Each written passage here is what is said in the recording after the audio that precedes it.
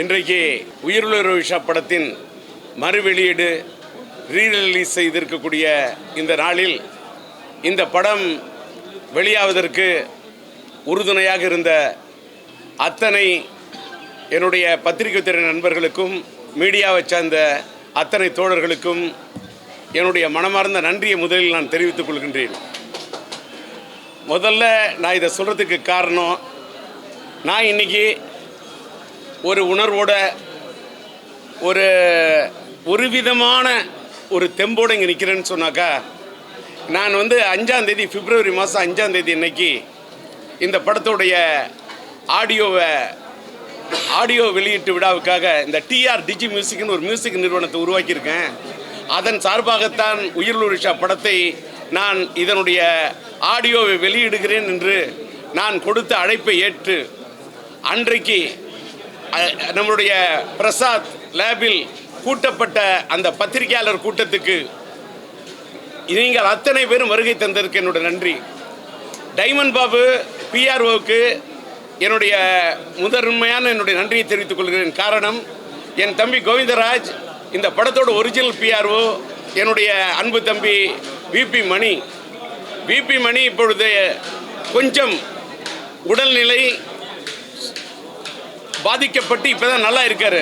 அவரை நான் சிரமப்படுத்த விரும்பாத காரணத்தால் நான் கோவிந்தராஜ் அவரோட அசிஸ்டண்ட்டு, என்னுடைய அசிஸ்டண்ட் பிஆர்ஓ, என்னுடைய காதல் எழுதியில் ஒர்க் பண்ண நான் கோவிந்தராஜன் ஊர் வச்சுருந்தேன். ஆனால் கோவிந்தராஜுக்கு அவர் கையாலேயே செலவு செய்து ஒரு கோயில் கும்பாபிஷேகம் வைத்திருந்த காரணத்தால் அந்த கும்பாபிஷேகத்துக்கு செல்ல வேண்டும் என்று சொன்ன காரணத்தால் நான் கோவிந்தராஜை சம்மதித்து ஊருக்கு அனுப்பி வைத்தேன். ஏன்னு கேட்டால், மனிதனோட ஆண்டவன் தான் மெயின். அந்த ஆண்டவனுடைய கோயிலுடைய கும்பாபிஷேகம் அனுப்பிச்சு வச்சேன்.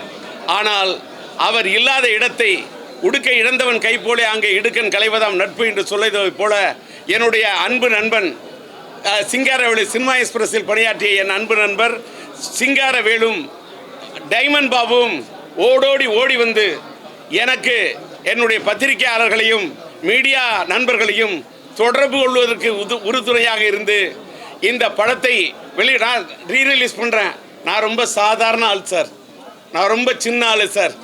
எனக்கு ஒரே ஒரு பலம், எனக்கு என்னுடைய மேலே இருக்கக்கூடிய ஆண்டவர்கிட்ட இருக்கக்கூடிய செல்வாக்கு, அவ்வளோதான் சார் என்னுடைய பலம்.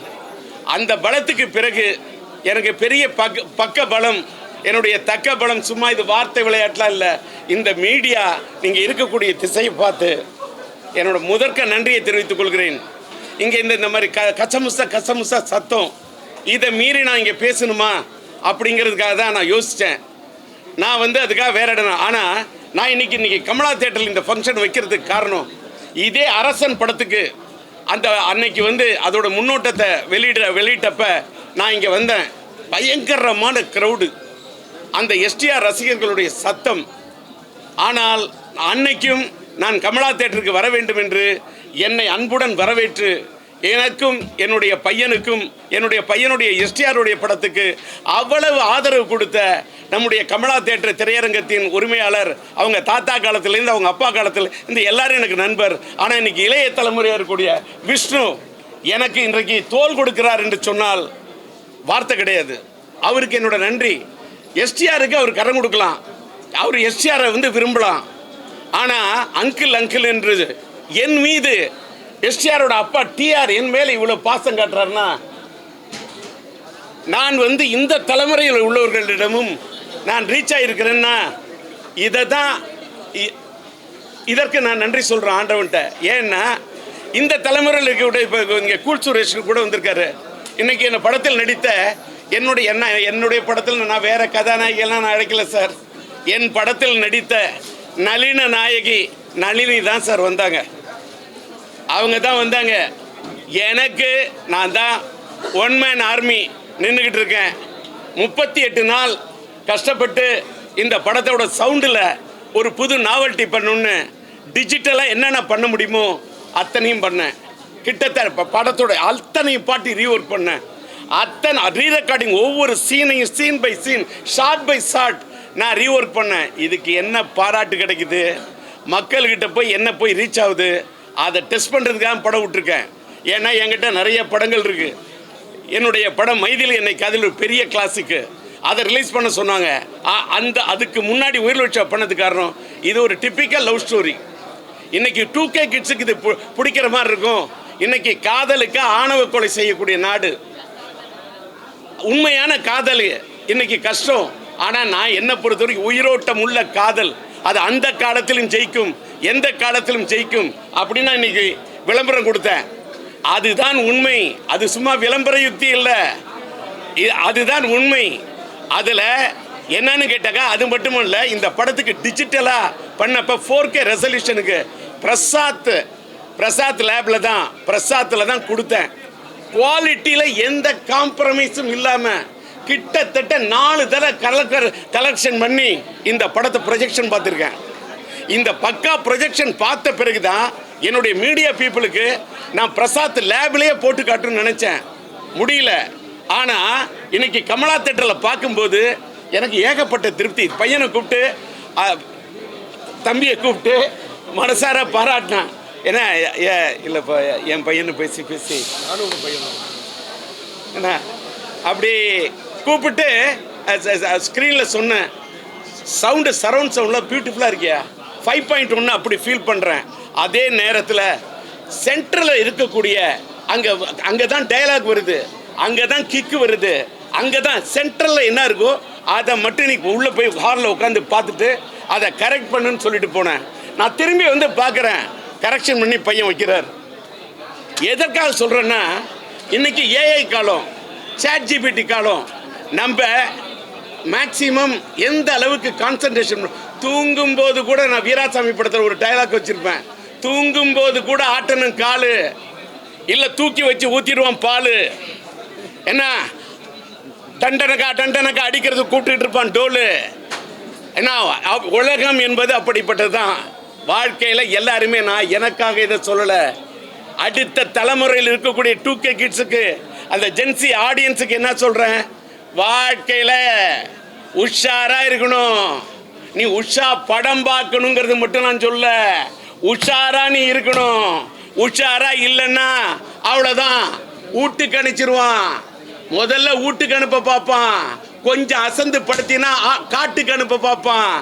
எதிர்ப்பு இருக்கும். இப்போ நான் 5ஆம் தேதி இன்னைக்கு இந்த படம் அனௌன்ஸ் பண்ண இன்னைக்கு இத்தனை படம் 13ஆம் தேதி வரும்னு நான் நினைக்கல. அப்படின்னு நீங்கள் நினைப்பீங்க, நான் நினச்சேன். ஏன்னா நினச்சேன் நம்ம 5ஆம் தேதி வரும் அப்படின்னா அன்னைக்கு ரிலீஸ் ஆகிறதா இருந்த ஒரே ஒரு படம். ஆனால் இன்னைக்கு இத்தனை படம் எங்கேருந்து யார் தூசு தட்டாங்க, யார் கிளப்பி விட்டாங்க, எப்படி எய்தவர்கள் இருக்க அம்பை நான் நோகிறதே கிடையாது. மேலே வந்து பாஞ்சிருக்கு அத்தனை அம்பு. யாரோ பண்ணி பார்க்கலாம்னு நினைக்கிறாங்க வம்பு. ஆனால் அதையும் மீறி எனக்கு இறைவன் ஊட்டுகிறான் ஒரு தெம்பு. அதற்கு காரணம் டிட்டில் போட்டான் பாருங்க என் பையன் சிம்பு. இது என் பையன். யார் ஊட்டது? இதை ஊட்டியது என் பையன் சிம்பு. ஏன்னா ஒரு தந்தைக்கு ஒரு மகனுக்கா அன்னைக்கு பேசுறேன். சிலம்பாட்டம் படத்துடைய ஆடியோ ரிலீஸ் அன்னைக்கு பேசுனேன். என் பையனுக்காக என்னைக்குமே நிப்பண்ணு. எப்படி இந்த உயிருள்ள வருஷா படத்துல செயின் ஜெயபால் என்ற கதாபாத்திரம் காதலுக்கு காவல்காரனாக நிற்கிறானோ அதை போல அந்த இறைவனின் அருள் இருக்கும் வரை என் மகன் எஸ்டிஆருக்காக சிம்புவுக்காக காவல்காரனாக நின்று கொண்டிருப்பேன். தெம்போட நிப்பேன், தெளிவோட நிப்பேன், திராணியோட நிப்பேன், துணிச்சலோட நிப்பேன், துவளாம நிப்பேன், தோல் கொடுத்து நிற்பேன். என்னுடைய எஸ்டிஆர் ரசிகர் மன்றத்து தோழர்கள் இன்னைக்கு டிஆர் படத்தின் முன்னோட்டம், அதற்கு எஸ்டிஆர் ரசிகர்களின் கொண்டாட்டம் என்று ஒவ்வொரு ஊரிலும் கலக்கக்கூடிய அத்தனை எஸ்டிஆர் ரசிகர் மன்றத்து அன்பு தம்பிகளுக்கும் அன்பு சிங்கங்களுக்கும் என்னுடைய தங்கங்களுக்கும் என்னுடைய மனமார்ந்த நன்றியை இந்த கமலா திரையரங்கத்திலிருந்து.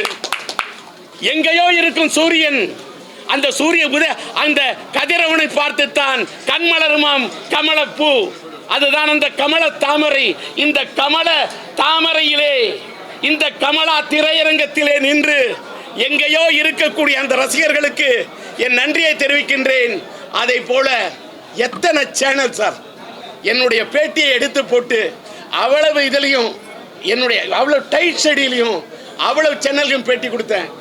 யூடியூப் சேனலில் கேட்டதுக்கு நான் சில பேருக்கு தவிர்த்ததுக்கு காரணம், இவ்வளவு யூடியூப் சேனல் ஒரு 5ஆம் தேதி நான் வச்ச என் உயிருள்ள ஒரு படத்தை தங்க சொந்த படம் போல எடுத்து அப்படியே போட்டு கை கொடுத்த ஒவ்வொரு சின்ன சின்ன யூடியூப், அவங்க சின்னவங்களா பெரியவங்களா எனக்கு வித்தியாசமே தெரியலையா. நீங்கள் எந்த அளவுக்கு என்ன கொண்டாடி இருக்கக்கூடிய அத்தனை யூடியூப் சேனலுக்கும் என்னோட நன்றி. சில யூடியூப் சேனல் என்ன கேட்டாங்க, நான் பெரிய யூடியூப் சேனலு அவங்களுக்கு பேட்டி கொடுத்துட்டேன், சின்னவங்களுக்கெல்லாம் கொடுக்கலன்னு எனக்கு பேர் வரக்கூடாது சார். நான் ஏதோ சேனல், நான் சேட்டலைட் சேனலுக்கு மட்டும்தான் தரேன், என்னை தப்பாக எடுத்துக்காதீங்கன்னு சொன்னேன். அதே வார்த்தையை தான் இன்னைக்கு கமலா திரையரங்கத்தில் நின்னும் உங்கள் எல்லாத்தையும் சொல்கிறேன். அதே மாதிரி நான் படம் ரிலீஸ் பண்ணுறேன்னு சொன்னோன்னே என்னுடைய பத்திரிக்கை உலகத்தில் இருக்கக்கூடிய பத்திரிகையாளர்ல சார், என்னுடைய நண்பர்கள் நான் பேர் சொன்னாக்கா லிஸ்ட்டு போட்டுக்கிட்டே இருப்பேன். நான் பழனிக்குமாரை சொல்கிறதா, இல்லை விபி மணியை சொல்கிறதா, இல்லை தேவி மணியை சொல்கிறதா, தேவி மணி பையன் ராம்குமாரை சொல்கிறதா, இல்லை தேவியில் இருக்கக்கூடிய என் நண்பர் செந்திலை சொல்கிறதா, தேனி கண்ணனை சொல்கிறதா, இல்லை மீனாட்சி சுந்தரத்தை சொல்கிறதா, இல்லை நம்முடைய டெக்கன் கிரானிக்கல் வேலை செய்யக்கூட அனுப்பமா மேடத்தை சொல்கிறதா, என்னால் லிஸ்ட்டு போட முடியல. அவ்வளவு பத்திரிகையாளர்களும் எனக்கு அவ்வளோ கை கொடுத்துருக்காங்க. இந்த கசமுசா சத்தத்துக்கு மத்தியிலையும் நான் பேட்டி கொடுக்க வேண்டும் என்று வற்புறுத்தக்கூடிய பழனிக்குமார் இதை பற்றி உணர வேண்டும். சூழ்நிலை சரியாக இருந்தால் தான் பேச முடியும். உங்களுக்கு கண்டென்ட் வேணும். அன்றைக்கி நான் மேடை ஏறுறேன், குறைந்தது ஒரு மணி நேரம் பேசு தலைவா, ஏன்னா எல்லாருக்கும் கண்டென்ட் வேணும்னு. பின்னாடி என்ன, நானே சினிமா டைரக்டரு, எனக்கு பின்னாடி நின்று டைரக்ட் பண்ணிட்டு இப்போ ஒன்றும் தெரியாத குழந்தை மாதிரி கையை கட்டி நிற்கிறார இந்த பழனிக்குமார் தான் என்னோட பழைய நண்பர். சரி, ஏக்தம் இவ்வளவு மெய்க்கையும் பிடிச்சி பேசிட்டேன். நன்றி.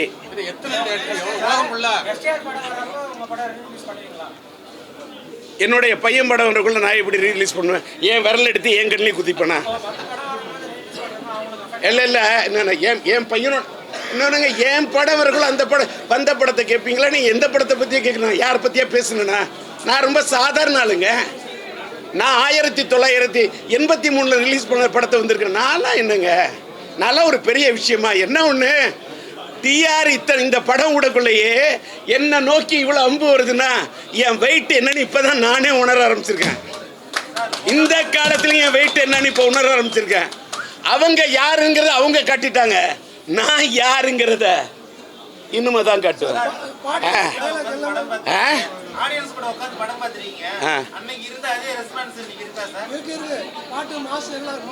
இன்னொன்று, தமிழ்நாடு முழுவதும் இப்போ நீங்கள் இங்கே உட்காந்து பாருங்க, தூத்துக்குடிக்கு ஃபோன் பண்ணுறேன், விருதாச்சலத்துலேருந்து ஆனந்தன்னு ஒரு பையன் பேசுகிறான், இங்கே சிம்பு பிரகாஷ் அம்பத்தூர்லேருந்து எப்படி இருக்கு, இங்கேருந்து இந்த ரோஹிணி தேட்டரில் என்ன ரிசல்ட்டு, கமலா தேட்டரில் இன்டர்வல் வரைக்கும் படம் பார்த்தவங்க இன்டர்வலில் என்ன பேசுகிறாங்க, என்ன காஞ்சிபுரம் தேட்டரில் என்ன பேசுகிறாங்க, குமாரபாளையம் தேட்டரில் என்ன பேசுகிறாங்க, தூத்துக்குடியில் என்ன பேசுகிறாங்க, பல்ஸை டக்கு டக்கு டக்கு டக்கு டக்குன்னு கேட்டுக்கிட்டு இருக்கேன்.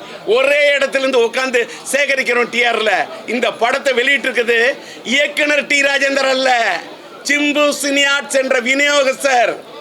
இந்த விநியோகஸ்தராக எனக்கு துணையாக நின்ன தமிழ்நாடு முழுவதும் இருக்கக்கூடிய அத்தனை பேருக்கு என்னோட நன்றி. அன்னைக்கே சொல்லிட்டேன், திரும்பவும் சொல்கிறேன்.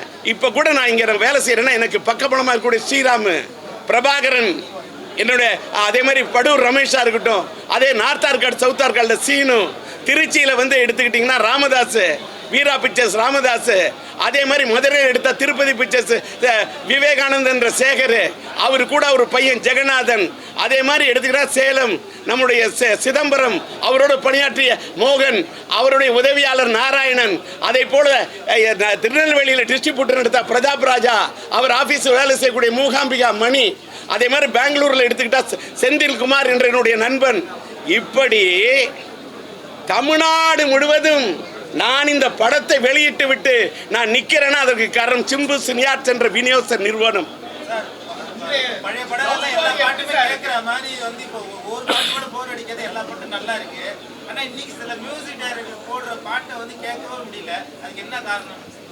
சார் ஒரே ஒரு நிமிஷம், டைமன் பாபும் இல்லை கோவிந்தராஜும் இங்கே வந்து நான் வந்து ஒரு படம் பார்த்தீங்க, நீங்கள் படத்தை பார்த்துட்டு உங்களுக்கு ப்ரெஸ் ஷோ போட்டேன், இத்தனை பேர் இருக்காங்க. இந்த கேள்வியை கேட்டு இப்போ அதாவது இந்த படம் பார்த்ததுக்கு இதோட ரிசல்ட் என்ன? இது படத்தில் நான் எப்படி ஒர்க் பண்ணியிருக்கேன் ஆஸ் ஏ டைரக்டர். அன்னைக்கு ஒர்க் பண்ண அன்னைக்கு சூப்பர் ஹிட்டுங்க. இன்னைக்கு நான் புதுசாக என் படம் அதுக்காக ரிப்போர்ட்டுக்கு வந்திருக்கேன். அந்த படம் ஏன் தமிழ்நாட்டில் 1 இயர், தெலுங்குல பிரேமசாகர 2 இயர்ஸ். அந்த வெற்றியை கொடுத்த வரலாறுலாம் ஏதாவது இருக்குமா சொல்லுங்க. அப்படியே அன்னைக்கு வெற்றி. ஆனால் இந்த காலத்தில் ஒரு படத்தை எடுத்து அதன் பழைய இசையமைப்பாளரை அதே பழைய பாட்டோடைய சோலோ அதோட சோல் கெடாம அதோட ஆன்மா கெட்டுறாம அதற்காக மியூசிக் பண்ணி அதற்காக ரீரெக்கார்டிங் பண்ணி அதற்கான பீட்டு கொடுத்து அதை நாவல்ட்டியோட டிஜிட்டலா நவீன யுகத்தில் கொடுத்தது எப்படின்னு பார்க்கணும். அன்னைக்கு எடுத்த படத்தை இன்னைக்கு 4K ரெசல்யூஷனுக்கு எப்படி பண்ணிருக்காங்க அதை பற்றி நீங்கள் தான் எழுதணுமே தவிர அடுத்த மியூசிக் டைரக்டரை பற்றியோ அடுத்த தயாரிப்பாளர்களை பற்றியோ அடுத்த இயக்குநர்களை பற்றியோ குறை கூறத்துக்கு நான் இங்கே வரல. இன்றைய காலகட்ட லவ் எப்படி இருக்குன்னு நான் என்னோட யூடியூப் சேனலில் பேசுகிறேன். இன்னும் முக்கியமாக அதை முடிஞ்சால் பார்த்துங்க, டிஆர் டாக்கீஸில் பேசுவேன். அதை மீறி பார்க்கணும்னு நினச்சிங்கன்னா டிஆர் டாக்கீஸ்ன்னு சீக்கிரமே ஒரு ஓடிடி தளம் உருவாக்குவேன். சினிமா தேட்டரில் படம் வெளியிடுறது ரொம்ப கஷ்டமாக இருக்குது. கஷ்டம் இல்லை, கஷ்டமாக இருக்குது. பயங்கரமான பாலிடிக்ஸ். திரை உலகத்தில் இவ்வளோ பெரிய பாலிடிக்ஸா? சினிமாவில் ஆனானப்பட்ட ராஜேந்திரன் இப்படி அல்லல் படுறேன்னா மற்றவங்களுக்கெல்லாம் எப்படி தெரியுமா? அவ்வளவு ஆப்பு வைக்கட்டும். ஆனால் இந்த காலத்து லவ் எப்படி இருக்குன்னு சீக்கிரமே ஸ்ட்ரைட்டாகவே தமிழ்லையே இன்னைக்கு 13ஆம் தேதி இத்தனை எதிர்ப்பை பார்த்துட்டல, அடுத்த புது படம் எடுக்கிறேன், என்ன எதிர்ப்பை சந்திக்கலாங்கிற ஆலோசனை பண்ணிட்டு எடுக்கிறேன்னா எடுக்கிறதுக்கு திட்டம் போட்டேன். இன்னைக்கு இறைவன் வித்து போட்டுட்டான். என்ன இன்னைக்கு தூண்டி விட்டாங்க, விளக்கு பிரகாசமா எரிய ஆரம்பிச்சிருச்சு.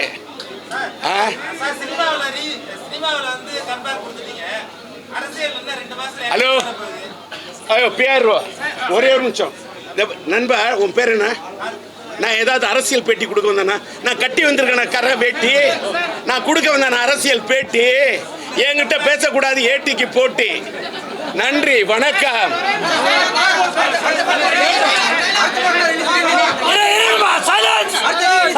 ஒரு நிமிஷம் சார், இன்னைக்கு தான் இந்த உயிருள்ள விஷயம் ரிலீஸ் பண்ணியிருக்கேன்.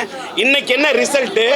நாளைக்கு காதலர் தினம். இன்னொன்று, காதலர் தினத்துக்காக இத்தனை படம் விடுறாங்களாம். ஏன் போன வருஷம் காதலர் தினத்துக்கெல்லாம் இத்தனை படம் வரல? உயிருள்ள விஷயம் என்ற படத்தை காதலர் தினத்துக்கு டிஆர் பிளான் பண்ணோன்னு தான் இவங்களுக்கெல்லாம் காதலர் தினம் ஞாபகம் வருமா? என் தலைவனை சீண்டி பார்க்குறீங்களா?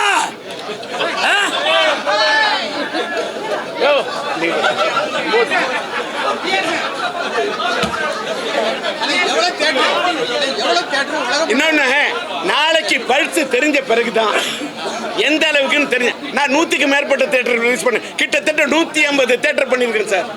எனக்கு இது போதலை. நான் எனக்கு இன்னும் அதிகமான தியேட்டர் இனிமே தான் கிடைக்கும் நம்புறேன். கடவுள் எனக்கு ஒரே பலம், கடவுள் தாங்க. அதனால நாளைக்கு ரிசல்ட்டை பார்த்துட்டு தான், இந்த உயிருள்ள ரிசல்ட்டை பார்த்துட்டு தான் 2K கிட்ஸுக்கு என்ன பிடிக்குது, இந்த ஜென்சி ஆடியன்ஸுக்கு என்ன பிடிக்குது. இன்னைக்கு உள்ள இளம் பிள்ளைங்களுக்கு இந்த மாதிரிலாம் காதலிக்கலாமா?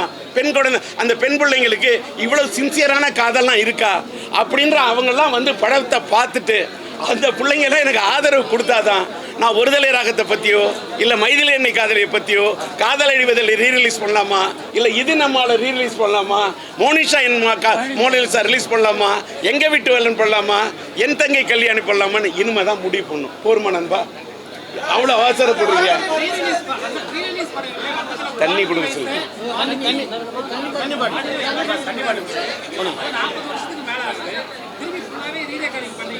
உள்ள அது என்ன உங்களுக்கு தமிழ் தானே தெரியும். 38 நாள் ரெக்கார்டிங் பண்ணியிருக்கேன்னு சொல்கிறேன். திரும்ப பண்ணியிருக்கீங்களான்னு கேட்கல. படம் பாருங்க, பழைய ரீரெக்கார்டிங்கை பாருங்க.